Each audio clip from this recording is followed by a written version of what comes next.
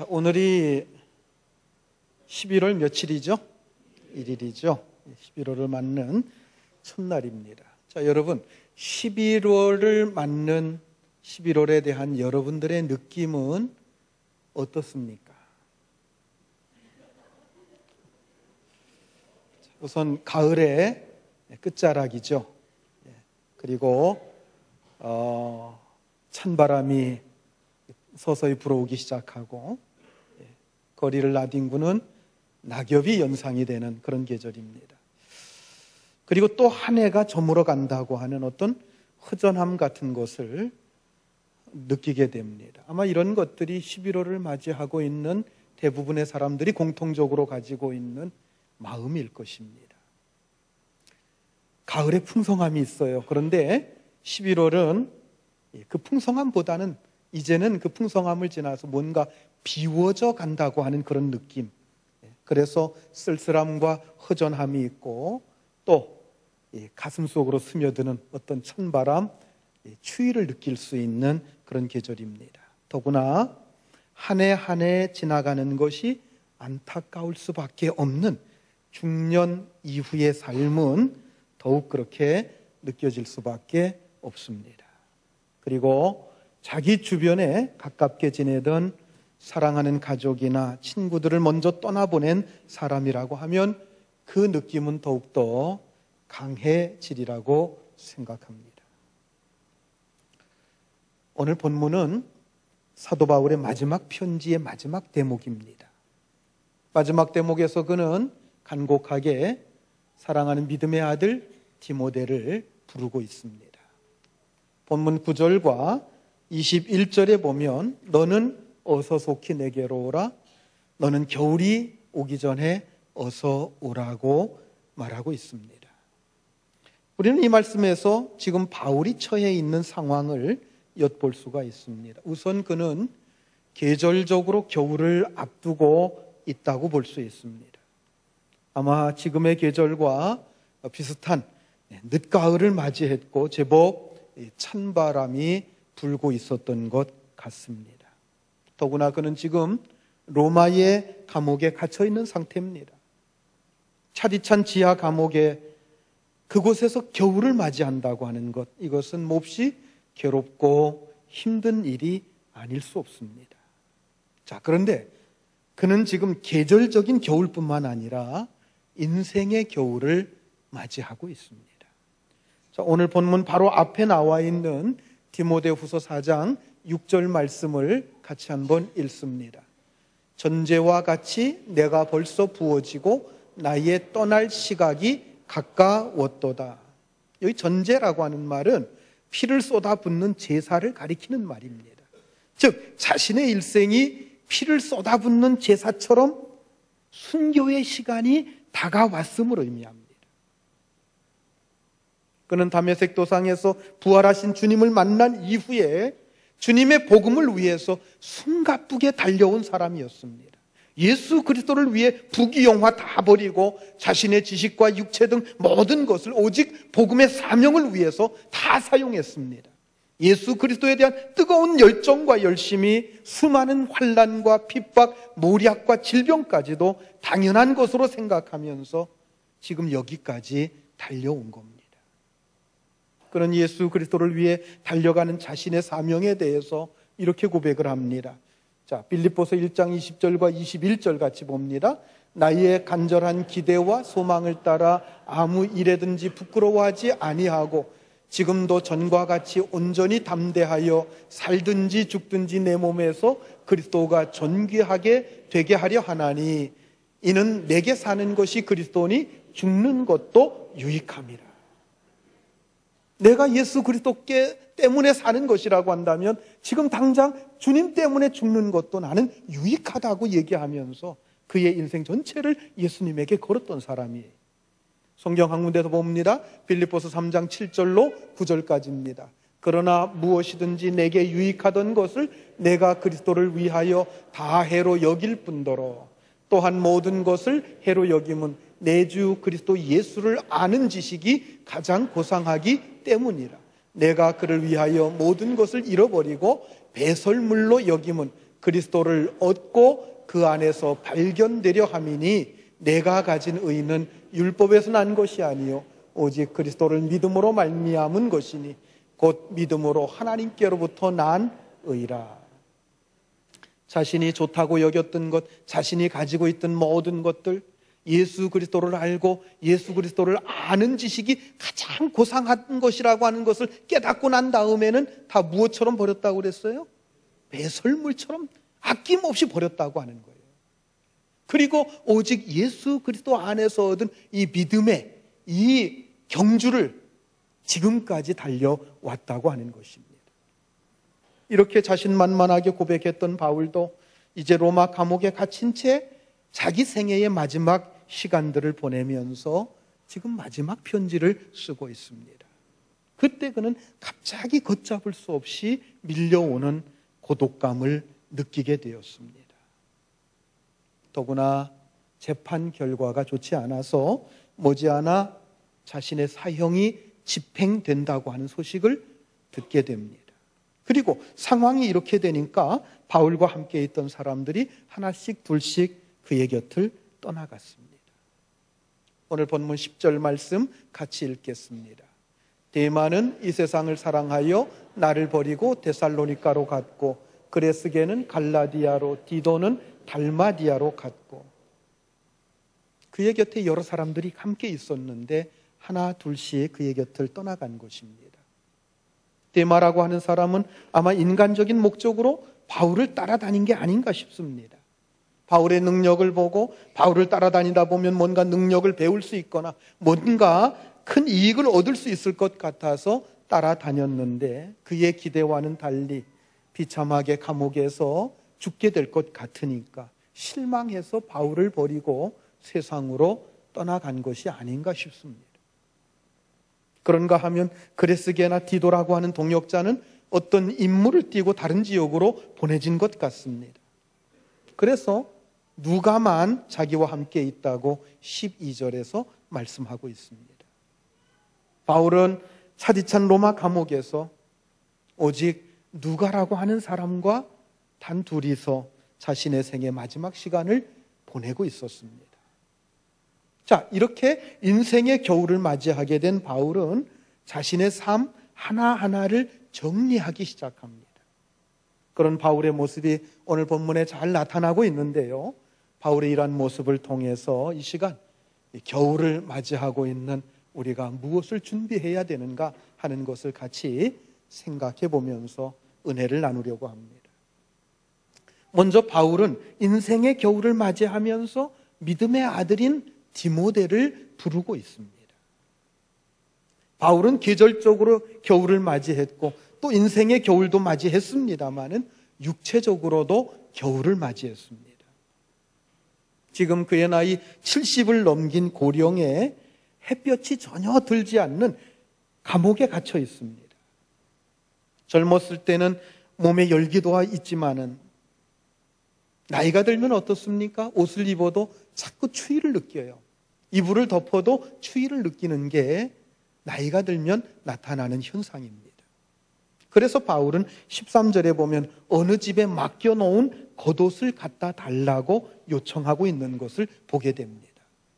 자, 이것으로 볼 때 바울은 지금 몹시 추위를 느끼고 있었음을 알 수가 있습니다. 바울이 갇혀있던 감옥은 지금도 남아있다고 합니다. 햇볕이 전혀 들지 않는 지하 감옥으로서 이 온기라고는 전혀 찾아볼 수 없는 그런 곳이라고 합니다. 바로 그런 곳에서 그는 추운 겨울을 맞이한 것입니다. 동시에 바울은 정신적으로도 겨울을 맞이했습니다. 자, 앞에서 살펴본 대로 10절에서 그동안 바울과 함께 했던 사람들이 그의 곁을 떠났다고 하는 겁니다. 특히 그는 이 세상을 사랑해서 세상으로 가버린 그 데마 때문에 그는 정신적으로 고통을 느낄 수밖에 없었습니다.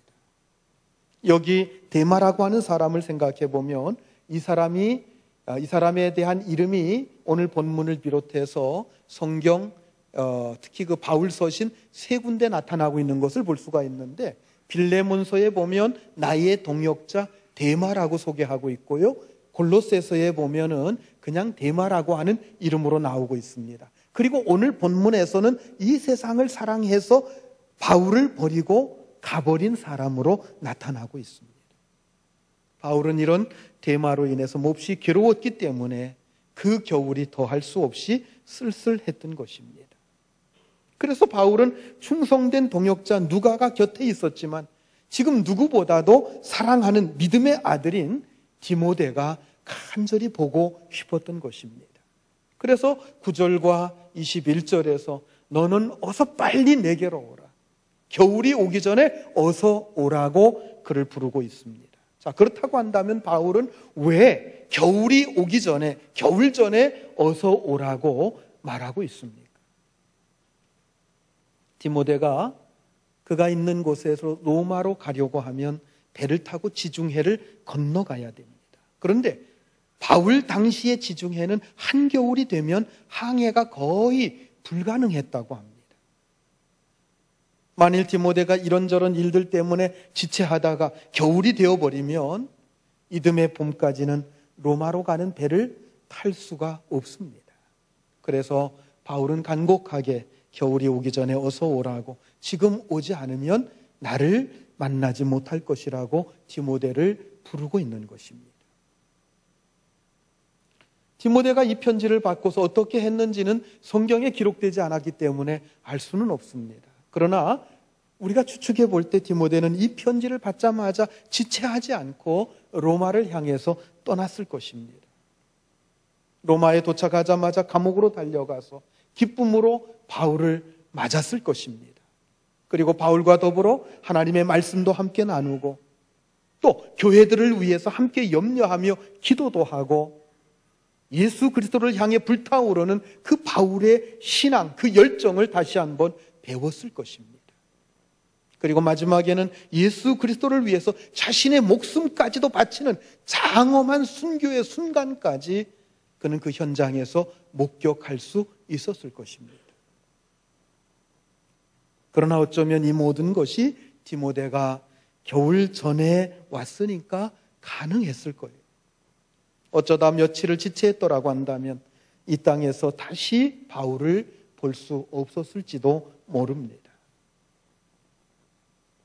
어느 책에 보니까 이 본문을 테마로 해서 또 하나의 상상을 적어 놓은 글이 있었습니다. 디모데가 이 편지를 받고 로마에 빨리 가야겠다고 생각을 합니다. 그런데 에베소에 볼 일이 있어서 그곳에 먼저 다녀왔습니다. 그리고 골로새 교회도 궁금해서 그곳에 가서 살펴봅니다. 그리고 드로아에 들러서 외투와 책을 가지고 로마로 가려고 부둣가에 나가보았습니다. 부두는 한산했고 찬바람만 휙휙 불어닥칩니다. 로마로 가는 배편을 물어보니까 로마로 가는 마지막 배가 어제 아침에 떠났다고 합니다. 그리고 이듬해 봄까지는 로마로 가는 배편이 없다고 합니다. 그래서 온 겨울 내내 디모데는 바울을 생각하면서 초조한 마음을 가지고 보내게 됩니다. 봄이 오자마자 그는 로마로 가는 첫 배를 타고 로마로 가서 바울이 갇힌 그 감옥으로 달려갔습니다. 그런데 이미 바울은 그곳에 없었습니다. 늙은 간수에게 바울의 소식을 묻자 그 간수가 디모데에게 이렇게 말을 해줍니다. 아니 그래, 당신이 바로 디모데라는 사람이요? 바울 선생님은 지난 12월에 사형을 당했는데 당신은 그것도 모르고 있었단 말이요? 선생님께서는 당신을 얼마나 애타게 기다렸는지 몰라요. 옥문이 열릴 때마다 선생님은 당신이 오는 줄로 생각하고 문 쪽으로 달려가곤 했어. 이 말을 듣는 순간에 디모데의 가슴은 찢어질 듯이 아팠습니다. 그리고 겨울이 되기 전에 빨리 오지 못한 것을 후회하면서 안타까워했다고 하는 그런 내용입니다. 사랑하는 성도 여러분, 이런 일들이 어느 누구에게도 얼마든지 있을 수 있습니다. 지금 당장 하지 않으면 영영 할 기회가 없는 일들이 많습니다. 일생에 단 한 번밖에 주어지지 않는 기회, 지금 놓치면 다시는 붙잡지 못할 기회들이 많이 있다고 하는 겁니다. 우리가 사랑하는 사람들 가운데도 봄이 오기 전에 유명을 달리할 수 있는 분들이 많이 있습니다. 오늘 이 시점에서 누가 죽게 될지 알 수 없습니다. 우리의 부모님일 수도 있고 친구나 존경하는 스승일 수도 있습니다. 겨울이 오고 겨울이 지나갑니다. 그러면 봄이 오고 또 봄이 지나가면 여름이 오고 그리고 여름이 지나가면 가을이 옵니다. 이렇게 계절이 오고 감에 따라서 우리의 기회도 오고 가며 우리가 사랑하고 존경하는 분들의 생사도 역시 그렇게 됩니다. 가을이 무르익어 가고 있습니다. 참 가을은 아름답고 좋은 계절인 것 같습니다. 특히 우리나라의 가을은 더욱 아름답지요. 오곡백과가 무르익는 결실의 계절이고 높고 푸른 하늘과 불타는 듯한 단풍의 아름다움은 그 어느 것과도 비교할 수가 없습니다. 단 한 가지 아쉬움이 있다고 한다면 이 가을이 너무 빨리 지나가 버리고 만다는 것입니다. 어제 결혼식이 있어서 저 보문에 가보니까 단풍의 아름다움이 절정에 이르고 있습니다. 오늘 특별한 일이 없는 분들은요, 예배 마치고 가족들과 함께 이 보문 호수 이 둘레길이라도 한번 둘러보시면 참 좋을 것 같아요. 그런데 여러분, 이 단풍의 아름다움도 아마 한두 주간이 지나면 거의 다 져버리고 말 것입니다. 여러분, 이 가을철이야말로 우리 인생의 비유가 아닐 수 없습니다. 너무도 빨리 지나가 버리는 우리의 기회들을 말해줍니다. 이번 주에 좋은 일 할 수 있는 기회가 있는데 그 기회를 놓치면 그 기회는 다시 돌아오지 않을 수 있습니다. 이번 주간에 어느 친구를 도와줄 수 있는 기회가 있는데 다음 주간에 그 친구가 세상을 떠난다고 한다면 그 기회는 다시 돌아오지 않는 기회가 될 것입니다. 잘 알고 지내는 어떤 사람에게 늘 내가 저 사람에게 꼭 복음을 전해야지, 저 사람을 구원해야지, 전도해야지 그렇게 생각하고 있는데 어느 날 갑자기 그분이 세상을 떠났다고 하는 소식을 듣는다고 하면 얼마나 안타깝겠습니까?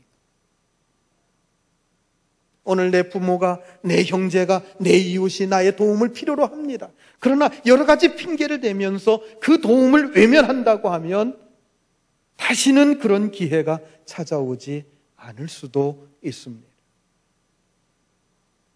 가끔 부모를 여윈 자녀들이 살아계실 때 좀 더 잘해 드릴 걸 하면서 아쉬워하는 모습을 보게 됩니다.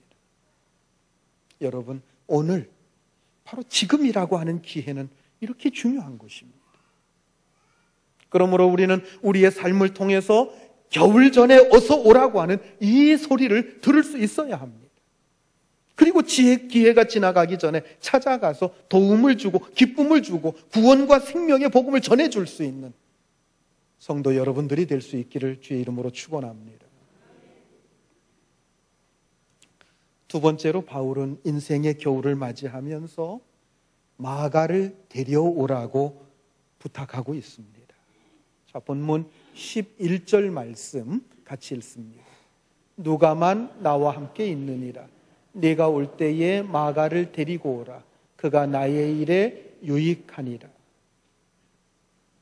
바울이 디모데를 부르면서 마가를 데리고 오라고 한 것은 단순한 부탁이 아닙니다. 죽음을 앞에 놓고 자기 인생을 깊이 반성하면서 자신의 지난날의 과오를 뉘우치는 의미에서 지금 마가를 데려오라고 부탁하고 있는 것입니다. 여기 바울이 말하고 있는 이 마가는 어릴 때부터 예수님을 믿었던 사람입니다. 마가 요한이라고도 불리우는 사람이죠. 예수님께서 최후의 만찬을 하고 사도행전 2장에 보면 성령이 가득히 임하는 역사가 나타난 다락방이 나오는데 그 다락방이 바로 이 마가 요한의 집 다락방이었습니다. 마가의 어머니가 예수님을 신실하게 따랐던 제자였고, 예수님 당시에 마가는 청소년의 어린 나이였습니다. 그리고 그는 이 바나바의 조카이기도 했고 나중에 마가복음을 쓴 마가복음의 저자이기도 합니다. 마가는 바울이 바나바와 함께 1차 전도 여행을 떠날 때 함께 동행을 했던 자입니다. 그런데 밤빌리아라고 하는 곳에 갔을 때 마가가 병에 걸려서 보름 정도 꼼짝 못하고 누워 있었다고 합니다. 그때 바울은 마가를 간호해 주느라고 애를 많이 썼고 주야를 가리지 않고 기도해 줌으로써 마가가 완쾌하게 됩니다. 그런데 병에서 회복된 그 마가는 무슨 까닭에서인지 계속 전도 여행을 갈 것을 포기해버리고 그냥 고향으로 돌아가 버리고 맙니다. 이때 바울과 바나바가 설득해 보았지만 소용이 없었습니다. 그 일로 인해서 바울은 몹시 마음이 상하게 된 것입니다. 그 후에 1차 전도 여행을 무사히 마치고 예루살렘에서 선교 보고를 하게 되었습니다. 그런데 그곳에 마가가 참석하고 있다가 자신이 그 전도 여행 중간에 중도 하차한 것을 크게 후회를 하게 됩니다. 그리고 바울과 바나바가 2차 전도여행을 떠나가려고 할 때에 찾아가서 자기를 데리고 가줄 것을 간곡히 부탁을 했습니다. 그런데 바울은 마가의 동행을 허락하지 않았습니다. 이제는 어떤 일이 있어도 중간에 포기하지 않겠다고 끝까지 따라가겠노라고 아무리 다짐을 하고 맹세를 해도 바울은 끝내 허락하지 않았습니다. 삼촌인 바나바가 바울에게 부탁을 해도 바울은 허락하지 않았습니다. 그래서 바울이 너무나도 강력하게 거절을 하니까 바나바는 또 바나바 나름대로 속이 상해가지고 자기 조카 마가를 데리고 먼저 떠납니다. 그리고 바울은 신라를 데리고 다른 곳으로 해서 2차 전도 여행을 떠나는 것을 볼 수가 있습니다. 바로 그런 장면이 사도행전 15장에 보면 나타나고 있습니다. 그때 마가가 바울로 인해서 마음에 큰 상처를 입었다고 하는 것입니다. 이제 바울에게 인생의 겨울이 다가오고 최후의 날이 점점 가까워지자 이 마가와의 일이 생각이 나고 그 일만 생각하면 마음이 몹시 아프고 괴로웠던 것입니다. 그래서 바울은 마가를 데려오라.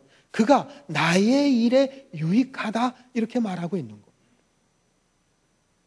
사실 바울이 마가를 거절했던 것은 1차 전도 여행 때처럼 마가로 인해서 상처받기 싫었기 때문입니다. 그리고 하나님의 사역이 그 한 사람 때문에 지장받는 것을 원치 않았기 때문입니다. 그러나 그 일로 인해서 마가의 마음을 아프게 했던 것은 사실이었습니다.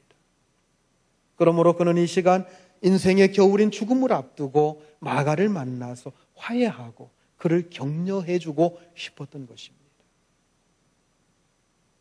사랑하는 성도 여러분, 겨울이 오기 전에 꼭 만나야 될 사람이 누굽니까? 찾아가서 화해하고 용서하고 또 용서를 빌어야 될 사람이 누구입니까? 서로의 잘잘못만 따지려고 하지 마십시오.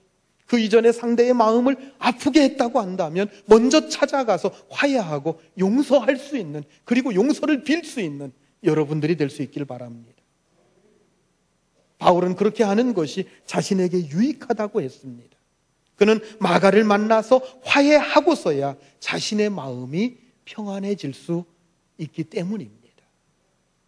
그러므로 겸손과 사랑을 가지고 먼저 찾아가며 먼저 화해와 용서를 빌고 용서를 베풀 수 있는 성도들이 될 수 있기를 주의 이름으로 축원합니다. 이제 마지막으로 바울은 인생의 겨울을 맞이하면서 하나님 앞에 바로 서려고 애를 썼습니다. 자, 본문 13절 말씀 우리 같이 한번 읽습니다. 내가 올 때에 내가 들어와 가보의 집에 둔 겉옷을 가지고 오고 또 책은 특별히 가죽 종이에 쓴 것을 가져오라. 자, 여기 겉옷을 가져오라고 하면서 동시에 책은 가죽 종이에 쓴 것을 가져오라. 가죽 종이 헬라어 원어로 보면 비블리아라고 돼 있는데요. 이 비블리아라고 하는 말이 나중에 영어의 바이블로 바뀌어지게 됩니다. 즉 성경을 가리키는 거죠. 바울은 디모데에게 구약 성경의 두루마리를 가져오라고 부탁하고 있는 것입니다. 자, 어쩌면 그런 생각을 우리가 할 수도 있습니다. 평생을 복음을 전하기 위해 다녔던 전도자가 성경도 가지고 다니지 않았는가? 지금은 인쇄술이 발달하고 종이의 질이 굉장히 좋아져서요, 성경이 이 한 권의 책으로 이렇게 다 엮여질 수가 있습니다. 성경 66권이 이곳에 다 들어가고, 그리고 찬송가까지 다 합본으로 들어가 있어요. 이 책은 그래도 큰 편이에요. 어떤 분들 보니까 이 책의 한 4분의 1밖에 안 되는 아주 조그만, 그것도 찬송가까지 다 들어가 있는 책들도 있습니다.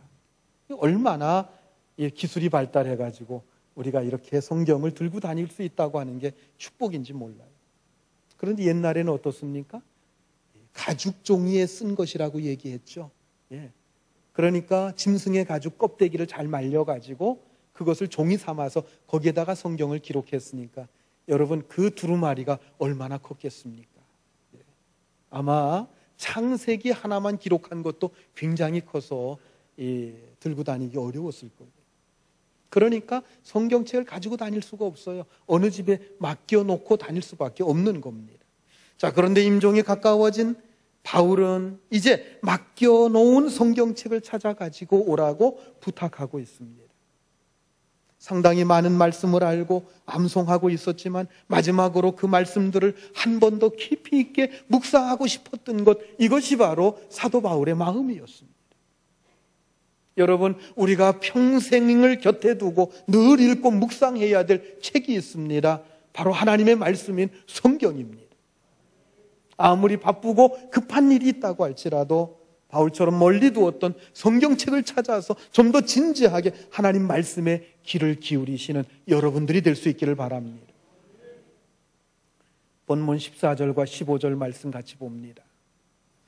구리 세공업자 알렉산더가 내게 해를 많이 입혔음에 주께서 그 행한 대로 그에게 갚으시리니 너도 그를 주의하라. 그가 우리 말을 심히 대적하였느니라. 자, 여기 구리 세공업자라고 하는 거죠. 구리 세공업자란 구리로 무늬를 만들어 가지고 우상을 만들어서 파는 우상을 장사하는 사람입니다. 바울이 다니면서 복음을 전파하면서 뭐라고 복음을 전하면서 뭐라고 설교했겠습니까? 당신들 우상 섬기지 마십시오. 우상을 전부 없애십시오. 이렇게 설교를 했을 거예요. 그러니까 우상을 만들어 파는 우상 장사들에게 있어서 바울은 원수와 같은 자입니다. 그래서 바울을 핍박했던 것 같습니다. 바울은 자기를 괴롭혔던 사람들에 대해서 뭐라고 얘기합니까? 주께서 그 행한 대로 그에게 갚으실 것이라고 하면서 하나님께 모든 것을 맡겨버립니다. 바울은 더 이상 그들을 미워할 필요가 없었습니다. 왜냐하면 주님께서 알아서 심판하실 것이기 때문입니다. 다만 그는 자신의 일을 계승할 사람들에게 그들을 주의하라고 당부하고 있습니다. 우리는 때로 우리에게 해를 주고 하나님의 일을 회방하는 자들을 대적합니다. 그리고 그렇게 하는 것이 마치 하나님의 뜻처럼 생각합니다. 그러나 참된 자세는 하나님께 맡기는 겁니다. 하나님께서도 원수 갚는 것이 너희에게 있는 것이 아니라 내게 있다라고 하셨습니다. 그것은 우리의 일이 아니라는 거예요. 하나님이 하실 일이라고 하는 겁니다. 다만 우리는 더 이상 그들에게 해를 당하거나 하나님의 일이 그들 때문에 방해받지 않도록 주의하는 것, 이것이 바로 현명한 우리의 처사일 것입니다. 이제 바울의 생각이 한 단계 더 깊어지는 것을 볼 수가 있습니다. 본문 16절 말씀 같이 읽습니다. 내가 처음 변명할 때에 나와 함께한 자가 하나도 없고 다 나를 버렸으나 그들에게 허물을 돌리지 않기를 원하노라. 그동안 함께 동행했던 자들이 떠났을 때는 몹시 섭섭했고 원망스러웠습니다. 그러나 이제 돌이켜보니 잘못이 그들에게만 있는 것이 아니라 자신에게 또 있다고 하는 것을 지금 반성하고 있는 겁니다. 그러면서 자신을 버리고 떠난 자들에 대해서 혹시 디모데가 좋지 않은 감정을 가지게 될까 봐서 조심스럽게 그들의 잘못을 자기 탓으로 돌리고 있습니다. 바울은 인생의 겨울이 오기 전에 철저하게 하나님 앞에 바로 서고자 애를 썼습니다. 결코 남을 비판하거나 잘못을 남에게 돌리는 것이 아니라 모든 것을 자기 탓으로 생각하며 반성하고 있는 겁니다. 우리는 인생의 겨울이 오기 전에 하나님 앞에 바로 서야 됩니다. 남을 비판하고 잘못을 남에게 돌리고 원망해서는 안 됩니다. 하나님 앞에서 조용히 그리고 철저하게 자기 자신을 돌아봐야 할 것입니다. 사랑하는 성도 여러분, 우리는 올해도 겨울을 맞이하고 있습니다. 겨울을 맞는 마음은 먼저 자신을 겸손하게 돌아보는 것입니다. 혹시라도 내가 누구를 섭섭하게 만들지 않았는지 살펴보아야 합니다.